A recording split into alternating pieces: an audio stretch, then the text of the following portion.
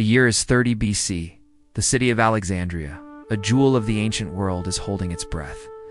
Its streets, once buzzing with the trade and culture of a millennium, are now patrolled by the grim, silent legions of Rome. An empire has fallen, dynasty is over. And in the heart of the conquered city, inside a stone mausoleum she built for herself, the last queen of Egypt is trapped. She's surrounded by unimaginable treasure, but her only real possession is time, and it's running out. The sounds of Octavian's soldiers echo just outside her walls. The Romans think they've caged a lioness. They're about to find out she still has claws. The battle was lost. Her lover was dead. Her kingdom was gone. So how did Cleopatra, in her final defiant hours, manage to orchestrate a death so powerful it would cheat the most powerful man in the world of his ultimate prize? Just a year earlier, the world was hers to lose. Alongside the Roman general Mark Antony, her lover, and the father of 3 of her children, she commanded a force that could have reshaped the world. But at the naval battle of Actium, their dream of a great Eastern empire ruled from Alexandria simply dissolved into the Ionian Sea. Defeat was absolute. They fled back to Egypt, but Rome followed, as relentless and inevitable as the tide. Octavian, the adopted son of Julius Caesar and Antony's bitter rival, closed his fist around Egypt. Antony's armies, demoralized and broken, deserted him. In a final, tragic act spurred on by a false report that Cleopatra was already dead, Antony fell on his own sword. The wound wasn't immediately fatal. His soldiers, honoring a last wish, carried his bleeding body to the monument where Cleopatra had barricaded herself, hoisted him up through a high window, and as her city fell to the Romans outside, Mark Antony died in her arms. With Antony gone, Cleopatra was completely alone. At 39, the most famous woman in the world was now a prisoner in her own tomb, with only her 2 most loyal handmaidens, Iris and Charmian. The stakes couldn't be higher. For herself, the ultimate humiliation awaited, being paraded in chains through the streets of Rome. The final trophy in Octavian's victory march. It was a fate, according to the historian Cassius Dio, that she considered worse than 1,000 deaths. For her children, the future was even darker. Her eldest, Caesarion, the 17-year-old son of Julius Caesar himself, was a direct threat to Octavian's claim as Caesar's heir. Her children by Antony were symbols of a rival power.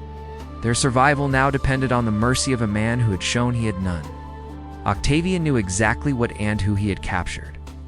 He sent his man, Gaius Procalius, to take her alive. He was worried about the vast treasure she'd hoarded in the mausoleum, wealth she threatened to burn rather than hand over.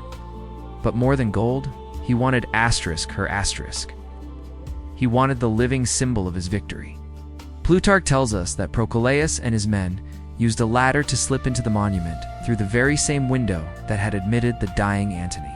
They seized the queen before she could kill herself. She was a captive. The cage was locked. Cleopatra was escorted from her tomb to the royal palace, which was now just a gilded prison. Soon after, the victor and the vanquished met face to face. This wasn't a negotiation for her kingdom or even her life. This was a battle of wills. Octavian, cold and calculating, gave her vague assurances. Her life would be spared, he said, but he revealed nothing of his actual plans. Cleopatra, a master of political theater, played her part perfectly. She presented him with a list of her treasures, appearing broken and submissive. But when a servant accused her of holding some items back, she flew into a rage, grabbing him by the hair and striking him a flash of the old fire, but also maybe a calculated move to convince Octavian she was just a desperate woman clinging to worldly things, not a queen planning her immortal exit. She was no fool. She had ruled for over 2 decades by reading men exactly like Octavian. A source inside the Roman camp soon confirmed her worst fear. In a matter of days, she and her children were to be shipped to Rome for the triumph. Humiliation was guaranteed. The moment that news arrived, the performance was over. The strategic mind that had once charmed Caesar and challenged Augustus made its final move. Defeat was not going to be the last chapter of her story. She would write it herself. Preparations began. According to ancient accounts, it was a scene of solemn ritual. She bathed and was anointed with perfumes. She ordered a magnificent final feast. Then, she sat down to write a letter to Octavian. Its contents were simple. a final request to be buried beside her beloved Antony.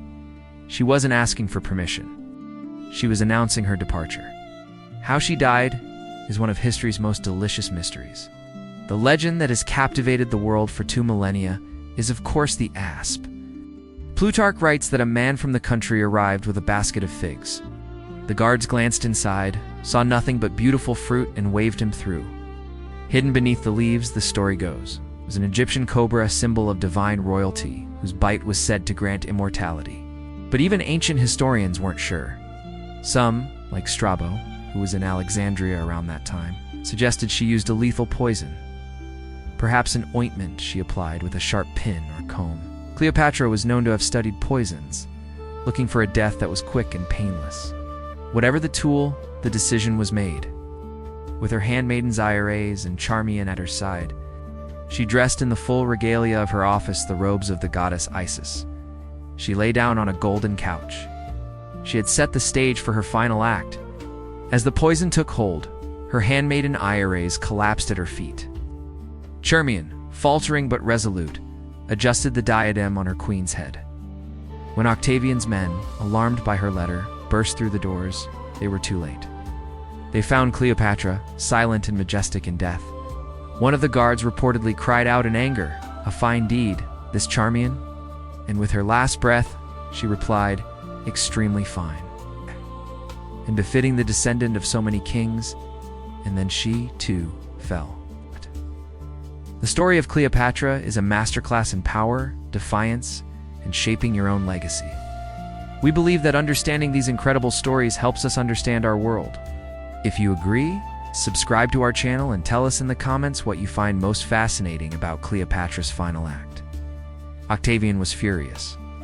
He had won the war, he had conquered Egypt, and its immense wealth would now pay his legions and fund his rise to absolute power. But he had been denied his ultimate trophy. Cleopatra would never walk in his triumph. Instead of the living queen, he was forced to parade an effigy of her through Rome with a snake clinging to its arm. Forever cementing the most dramatic version of the story in the public's mind, it was a powerful image, but it was the image of a woman he had failed to break. In death, she had seized control of the narrative. Denied his primary target, Octavian's vengeance turned to her children. He ordered the immediate execution of Caesarion, her 17-year-old son, by Julius Caesar. The logic was as brutal as it was simple. 2 Caesars or 1 too many. Cleopatra's 3 younger children with Antony were spared. They were taken to Rome and raised by Octavian's own sister, Octavia, the very woman Antony had divorced for their mother. Her daughter, Cleopatra Selene, would go on to marry a king and rule a Roman client state. But the boys vanish from the historical record. Octavian did, however, honor Cleopatra's final wish. Perhaps out of a grudging respect for her unbreakable will, he allowed her to be buried with Antony. Their tomb has never been found.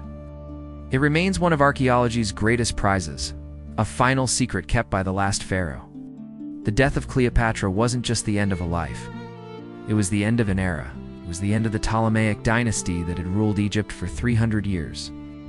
It was the end of the Hellenistic age. And it was the final, bloody act in the civil wars that destroyed the Roman Republic, clearing the way for Octavian to become Augustus, the first Roman emperor. But the story of her final hours transcends politics. By refusing to play the part of a humiliated captive and instead choosing a death fit for a goddess, Cleopatra performed her greatest act of power. She transformed a crushing defeat into a timeless legend of defiance. She lost her kingdom, but she won her immortality. She would not be remembered as Octavian's prisoner, but as the queen who, even with Roman soldiers at her door, remained the author of her own story.